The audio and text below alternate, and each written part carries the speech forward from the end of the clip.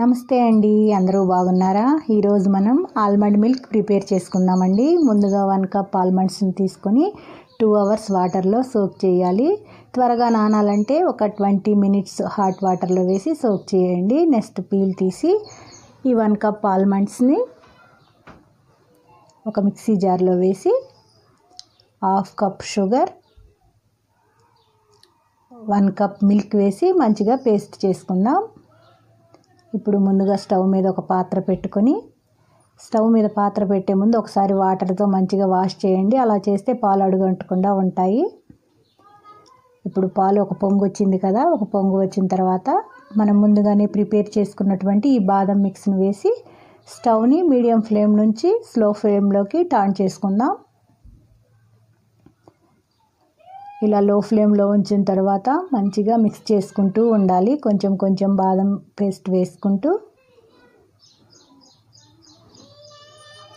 ఇలా మిక్స్ చేసుకుంటూ ఉండాలి.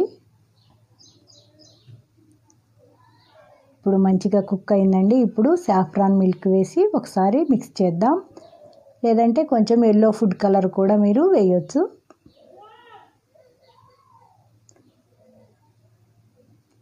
ఇప్పుడు డ్రై ఫ్రూట్స్ కొన్ని వేద్దాం. డ్రై ఫ్రూట్స్తో పాటు ఇలాచీ పౌడర్ కూడా వేయొచ్చండి. నేను వేయటం లేదు, ఎందుకంటే నేను 3 టైప్స్లో ప్రిపేర్ చేస్తున్నాను కాబట్టి. స్టవ్ని లో ఫ్లేమ్లోనే ఉంచాలి.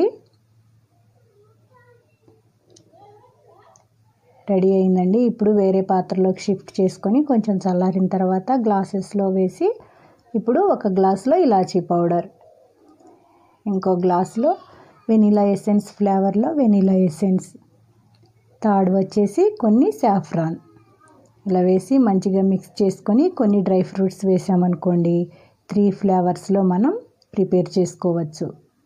చూస్తున్నారు కదా, ఎంతో స్వచ్ఛమైన హెల్దీ అయినటువంటి బాదం పాలని మన చేతులతో మనమే మన ఇంట్లో పిల్లలకి పెద్దలకి అందరికీ మనం ప్రిపేర్ చేసి ఇచ్చామనుకోండి, అందరూ మంచిగా మిమ్మల్ని వావ్ అనాల్సిందే.